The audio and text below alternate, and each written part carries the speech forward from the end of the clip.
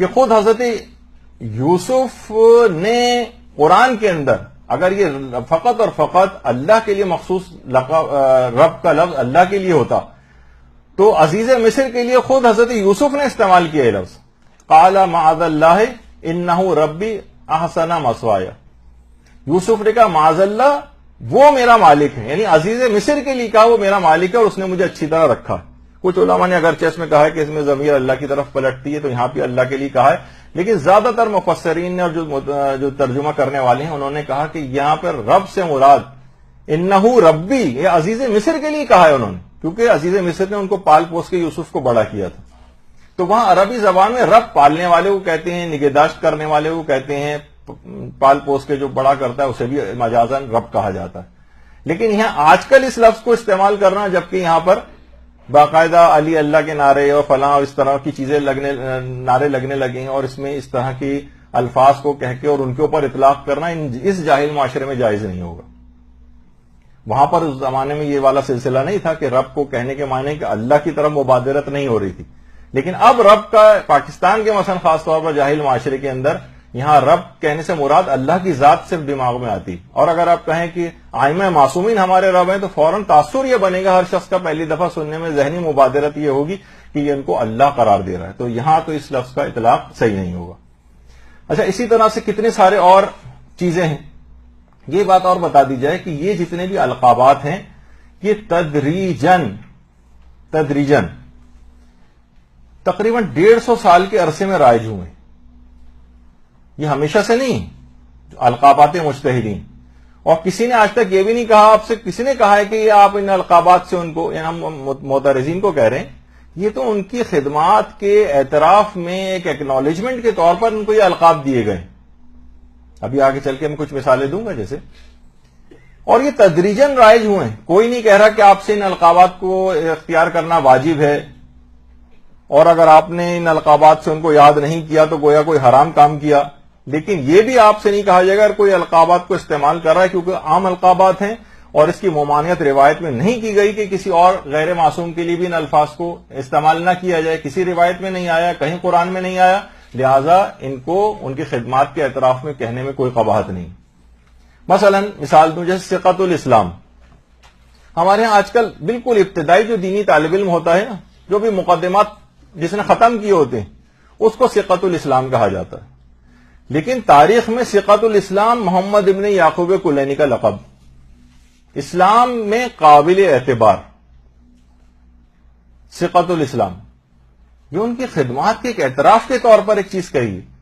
جو جتنی خدمات محمد ابن یعقوب کلینی کی ہیں اس میں اگر ان کو ثقۃ الاسلام کا لقب دے دیا جائے، کہ القابات عام طور پر دیے نہیں جاتے ہیں، جو عہدے دیے جاتے ہیں ایسے الفاظ سے ان کو، تاکہ ان کی، ورنہ ایک عام آدمی کی طرح سے ان کا فقط نام ہوتا تو کیسے پذیرائی ہوگی صاحبان علم کی، کیسے پتہ چلے گا، لوگوں کو ایکنالج کیسے کریں گے کون کتنے علمی مقام پر ہے.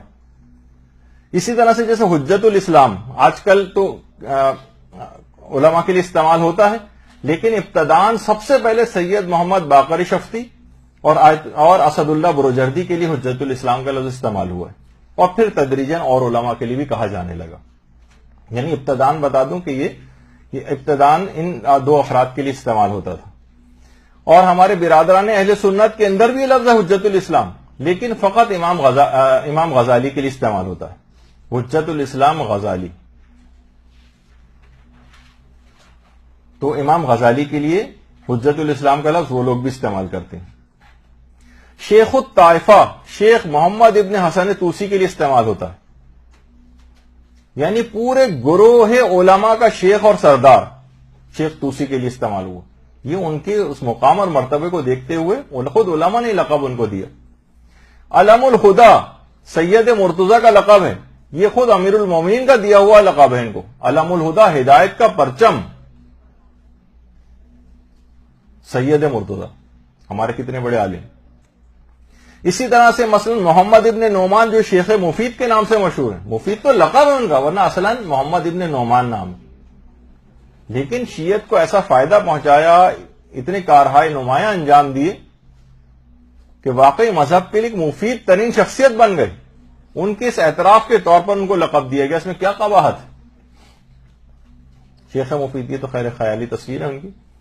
اسی طرح سے احمد ابن محمد اردبیلی جو شیخ اردبیلی کے نام سے مشہور ہے، اور پھر ان کے اتنے مقدس تھے، اتنے کہ ایک واجب نہیں چھوڑتے تھے، کسی حرام کام کا ارتکاب نہیں کرتے تھے، کوئی مکروہ کام نہیں کرتے تھے، کوئی مستحب نہیں چھوڑتے تھے، حتیٰ کہ کوئی مباح کام بھی نہیں کرتے تھے اسے بھی مستحب بنا لیتے تھے، اتنے مقدس.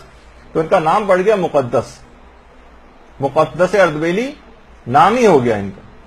اب تو سب مقدس نام سے نہیں جانتے بلکہ مقدس اردبیلی کے نام سے جانتے. یہ بھی ان کی خیالی تصویر ہے مقدس اردبیلی کی.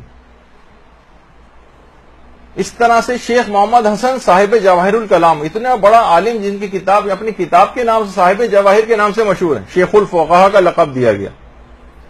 متعلق مشہور ہے نا کہ اتنی خدمات تھیں کہ صاحب جواہر نے تقریباً 18-20 سال کے عرصے میں اپنی کتاب جواہر الکلام کو مکمل کیا تھا، اور رات و دن کتاب لکھتے رہتے تھے. حتیٰ کہ جس دن کے بیٹے کا انتقال ہوا، لوگوں نے اطلاع دی آپ کے جوان بیٹے کا انتقال ہو گیا ہے، اس کے جنازے پر آئے، کچھ دیر گریہ کیا، وہیں پہ بیٹھ کے تلاوت قرآن کی، اور اس کے بعد اس کے جنازے جب تک لوگ جمع ہوتے رہے جنازے کے پاس بیٹھ کر ہی جواہر الکلام کو مکمل کیا، وہیں بیٹھ کے بیٹے کے جنازے کے پاس.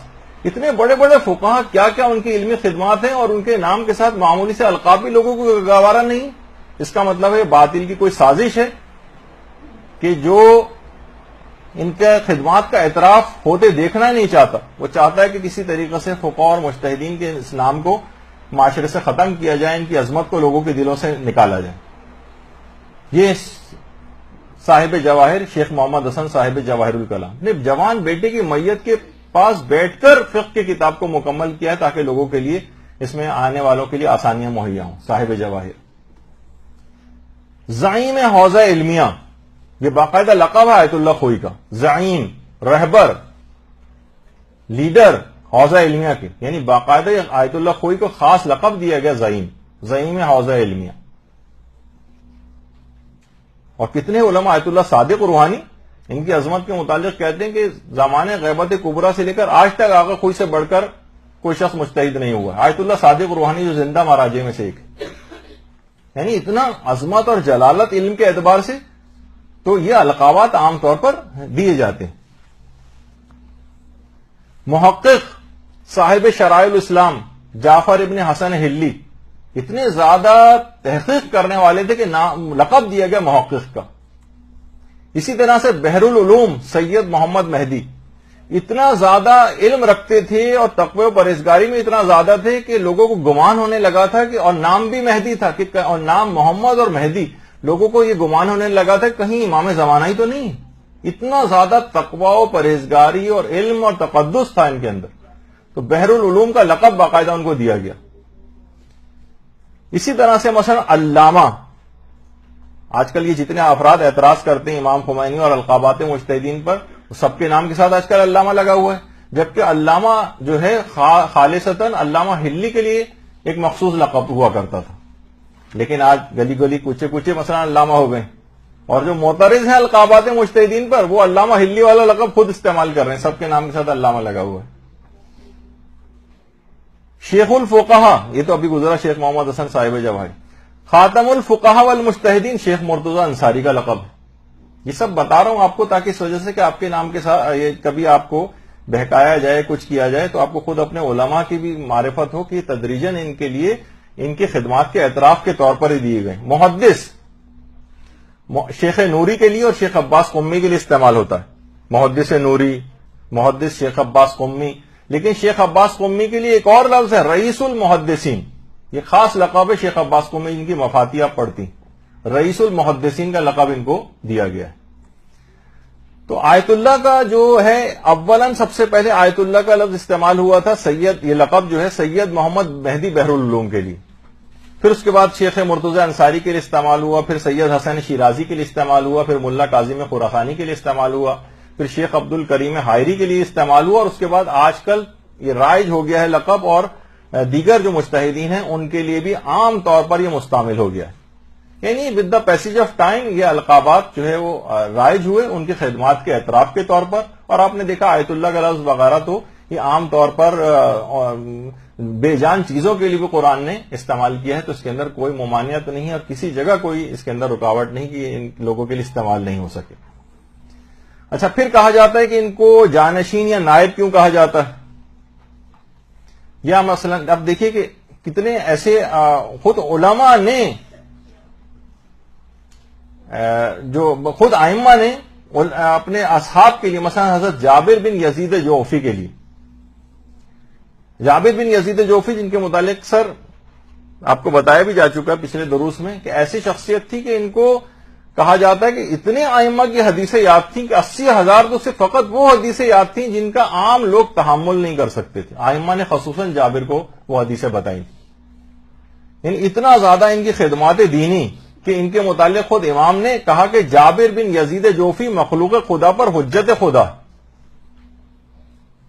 شیخ عباس قمی نے باقاعدہ منتہی الاعمال کے اندر اس کو جو ہے لکھا، جابر بن یزید جوفی مخلوق خدا پر حجت خدا. تو اگر ہم انہیں حجت الاسلام کہہ دیں اور اس قسم کے القاب سے مجتہدین کو ان کی خدمات کی، جو یہ بھی علمی خدمات تھی نا جابر کی، جس کی وجہ سے یہ لقب دیا گیا تھا، خود ائمہ نے اپنے اصحاب کے لیے استعمال کیا ہوا اس کو. یا مثلا خود اللہ کی حجت، یہ تو خود جو تقلید کے لیے جو روایت پیش کی جاتی ہے کمال الدین اور دیگر مسائل الشیعہ وغیرہ کے اندر بھی ہے کہ فَأَمَّا الْحَوَادِثُ الْوَاقِعَةُ فَارْجِعُوا فِيهَا إِلَىٰ رُوَاةِ أَحَادِيثِنَا فَإِنَّهُمْ حُجَّتِي عَلَيْكُمْ وَأَنَا حُجَّةُ اللَّهِ عَلَيْهِمْ. کہ جو عام طور پر جن مسائل کی زندگی میں ضرورت پیش آتی ہے، تم ہماری حدیث کے راویوں کی طرف رجوع کرو، کیونکہ وہ لوگ میری طرف سے تمہارے اوپر حجت ہیں اور میں خدا کی طرف سے ان پر حجت ہوں. یعنی یہ حجت خدا ہیں یہ لوگ، یہ مجتہدین جن کی طرف رجوع کرنے کا حکم دیا گیا ہے. تو اس کے اندر ان کو نائب کہنا، ان کا جانشین کہنا، اس میں کوئی ممانعت نہیں ہے. خود ائمہ نے کہا کہ یہ تم پر ہماری طرف سے حجت ہے، یہ تمہارے پر حجت ہے.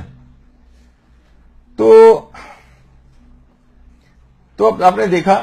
اچھا، بہت سارے افراد یوں بھی بیوقوف بناتے ہیں کہ دیکھیے فلاں جگہ پہ امام نے مثلا مجتہدین کے لیے لفظ، یعنی مذموم معنوں میں مجتہد کا لفظ استعمال کیا ہے. تو وہ باطل اس زمانے میں جو آپ کو پتہ ہے جیسے چھٹے امام کے دور میں کتنے ان کے شاگردوں نے باطل مسالک بنا لیے تھے، الگ مسلکوں کی بنیادیں رکھ دی تھیں. تو اگر مثلا اماموں کے اپنے ادوار میں، تو ان کی طرف یا خود امیر المومنین کے مقابلے میں بہت سے لوگوں نے اپنا ذاتی اجتہاد شروع کر دیا تھا اور ان سے ہٹ کر جو ہے عقائد اور باتیں اور فقہی احکام بتانے لگے تھے. ان کی مذمت کی گئی ہے.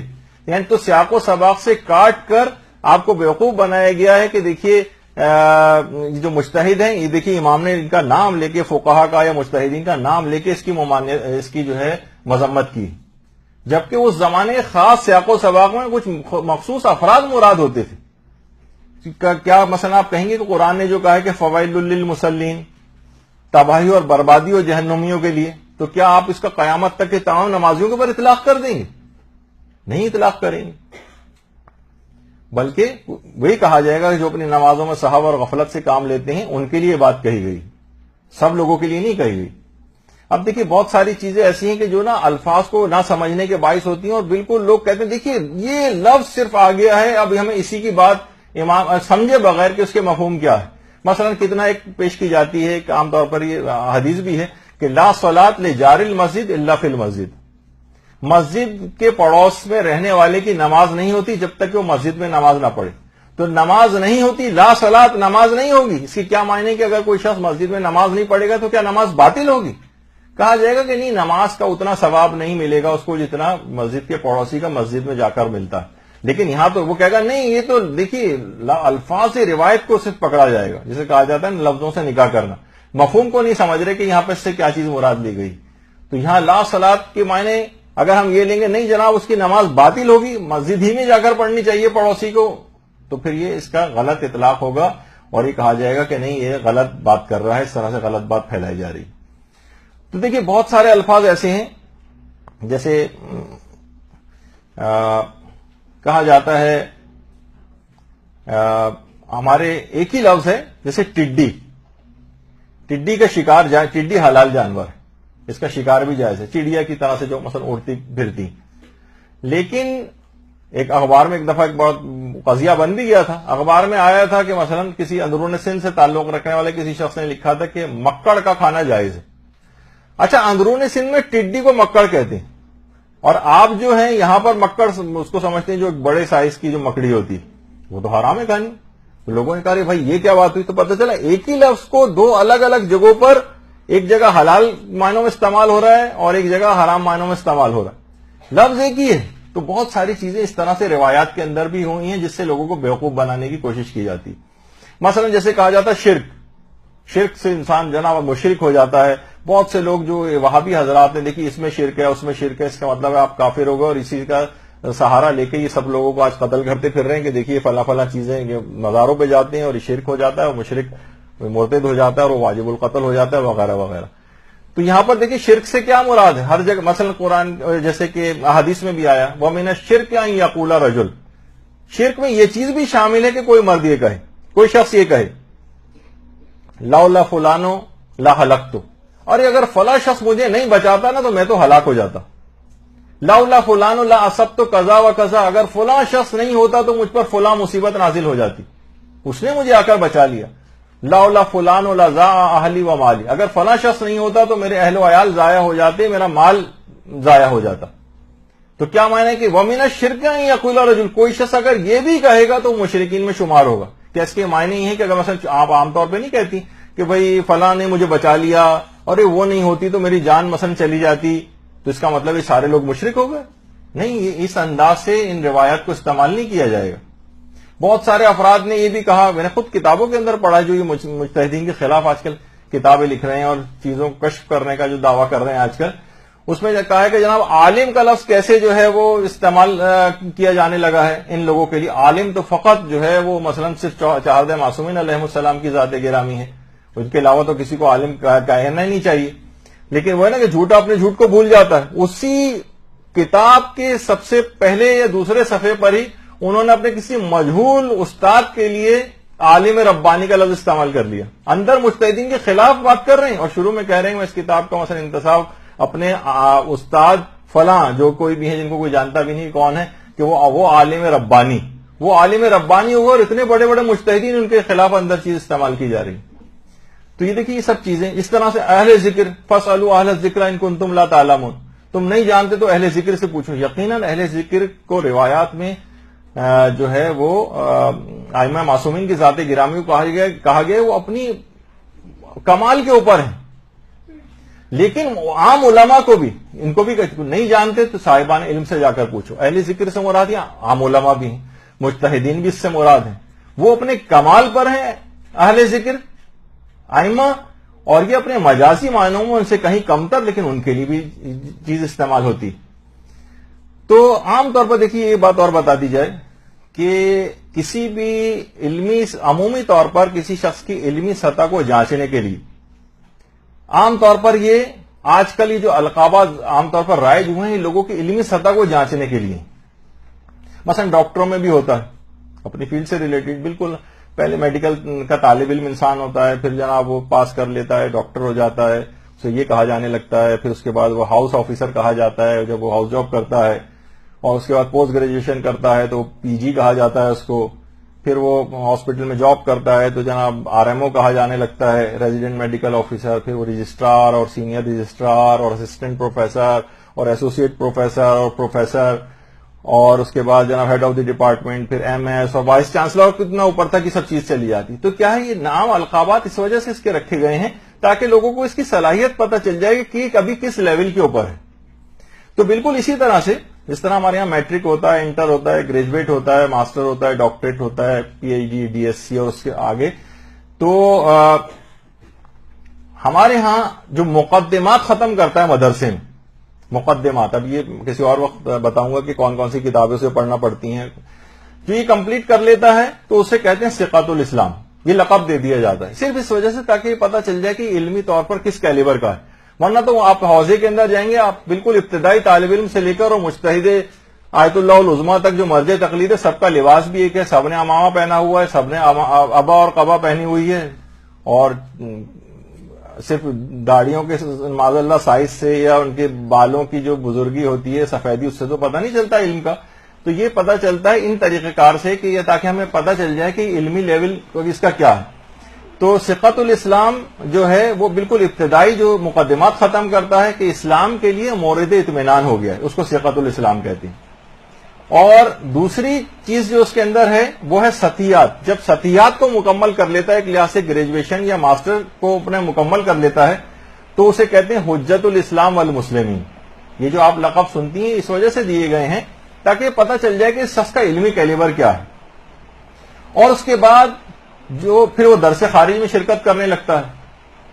درس خارج، پھر درس خارج میں اس حد تک اگر وہ شرکت کرے کہ وہ فقہ کے ایک یا کئی ابواب کا ماہر ہو جائے تو اسے آیت اللہ کہا جانے لگتا ہے. اس کا مطلب ہے کہ فقہ کے کسی ایک چیپٹر یا کئی چیپٹرز کا ماہر ہو گیا، اس کو آیت اللہ کہتے ہیں. لیکن اس پر جب یہ مجتہد ہو جاتا ہے تو اس کو آیت اللہ کہا جانے لگتا ہے. لیکن اس پر دیگر مجتہدین کی تقلید حرام ہو جاتی ہے. لیکن اس کی تقلید ابھی شروع نہیں کر سکتے جب تک کہ یہ فقہ کے تمام ابواب کا ماہر نہ ہو جائے اور تمام دنیا میں تمام علماء سے زیادہ علم نہ رکھنے لگے، یعنی عالم نہ ہو جائے. جب یہ عالم ہو جائے گا تو یہ مرجع تقلید ہو جائے گا، پھر اس کو آیت اللہ العظمیٰ کہا جانے لگے گا. تو یہ القاب ان کی علمی شخصیت کو بتانے کے لیے معین کیے گئے. جیسے جیسے علوم آپ کو پتہ ترقی کرتے ہیں، پھر مجتہدین کی اقسام ہو گئے، مجتہد مطلق ہے، مجتہد متجزی ہے. ایک فقہ کا چند ابواب کا ماہر ہے تو اسے کہا جائے گا یہ مجتہد متجزی، جز کا جو ہے وہ ماہر مجتہد ہے یہ. اور مجتہد مطلق اس کا مطلب فقہ کے تمام ابواب کا جو ہے یہ ماہر ہو گیا. تو یہ علمی صلاحیت کو جانچنے کے لیے القاب دیے گئے ہیں. لیکن آپ نے دیکھا کہ ان تمام چیزوں سے کہ عام القابات کو جو سب کے لیے استعمال ہو سکتے ہیں ان کی کوئی ممانعت نہیں تھی شریعت کے اندر. لیکن اس کے باوجود بھی یہ تمام چیزوں کو جاننے کے باوجود ان افراد نے خاص طور پر جو کتابیں لکھی ہیں اور باقاعدہ طور پر لوگوں کو علماء اور مجتہدین کے خلاف کرنے کے لیے اس قسم کی زبانیں استعمال کی ہیں اور لوگوں کو بیوقوف بنایا ہے یہ تمام اعتراضات کر کے، تاکہ اس پاور ہاؤس کو جہاں سے یہ علم کی روشنی اور صحیح عقائد کی روشنی لوگوں تک منتقل ہو رہی ہے، ان افراد نے ان مجتہدین کے خلاف یہ پروپیگنڈا کرنا شروع کیا تاکہ آپ کا ایمان اور کمزور ہو جائے ان کے اوپر. ورنہ آپ دیکھیں کہ دیگر واقعاتاً جو ہمارے مجتہدین ہیں وہ خود یہ نہیں کہتے کہ ہمیں جو ہے ان القابات سے جو ہے وہ یاد کرو. آیت اللہ بہجت تو وہ تو بڑی مشکل سے اپنا نام لکھنے دیتے تھے کہ توضیح کے اوپر ان کا نام ہی نہ لکھا جائے. بہت ہوا تو ابھی بھی ان کی قبر کے اوپر اپنی مہر جو انہوں نے بنوائی تھی اپنی اسٹیمپ، اس پہ العبد لکھا ہوا تھا، اللہ کا بندہ. وہی آج ان کی قبر کے اوپر بھی وہی ان کی مہر کا جو ہے وہ عکس اس کے اوپر جو ہے بنایا گیا ہے کہ وہ نام مجتہدین اپنے لیے پسند نہیں کرتے یہ کہ ان کے نام کے ساتھ یہ القابات وغیرہ لگیں. وہ تو بالکل ایک آپ کو پتا ہے کہ تواضع اور انکساری کے اندر. لیکن جو عام افراد ہیں ان کو علمی کیلیبر جانچنے کے لیے اور لوگوں کے اندر اگر بالکل سب کو برابر کر دیا جائے گا تو پتہ ہی نہیں چلے گا کہ کون شخص علمی کے کس مقام پر. تو اس لحاظ سے ایک درجہ بندی کر دی گئی ہے. لیکن یہ لوگ خاص طور پر ان کو کچھ کہیں سے یا تو فنڈنگ کی جاتی ہے کہ تو آپ لوگ یہ کتابیں لکھیں. ایسا نہیں کہ تمام چیزوں سے یہ لوگ واقف نہیں یہ واقف ہیں، جب بھی اس کے اوپر تمام چیزوں کو بیس بنا کے کتابیں لکھی جاتی ہیں. لیکن کیونکہ لوگوں کو بیوقوف بنانا ہے اور مجتہدین کے خلاف لوگوں کو کرنا ہے تو یہ اپنے اس فریضے کو ادا کر رہے ہیں. لیکن ظاہر ہے کہ ہمارا کام ان کا دفاع کرنا ہے جو صاحبان علم اس سلسلے میں خدمات دینی انجام دے رہے ہیں. تو آپ کو بھی سب دلائل رٹنے ہیں تاکہ کبھی کوئی شخص اس طرح سے اعتراض کرے. یا مثلا آپ خواتین جو جائز انداز سے فیس بک کے اوپر بیٹھتی ہیں یا کچھ اور وہ مناسب جگہوں کے اوپر ان کا کوئی جواب بھی دے سکیں، اور کم سے کم ان چیزوں کو بیس بنا کر آنے والے جو بچے ہیں یا جو لوگ اب تک متاثر نہیں ان چیزوں سے ہوئے ہیں کم سے کم ان کے دماغ میں ڈال دیں تاکہ مجتہدین اور مراجع کے خلاف لوگوں کو نہ کیا جا سکے.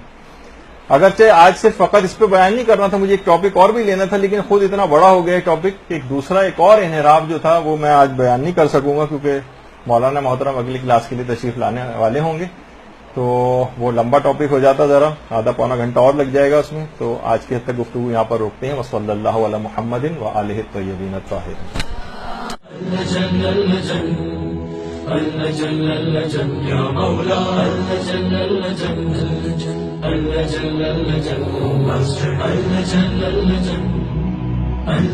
يا صاحب الزمان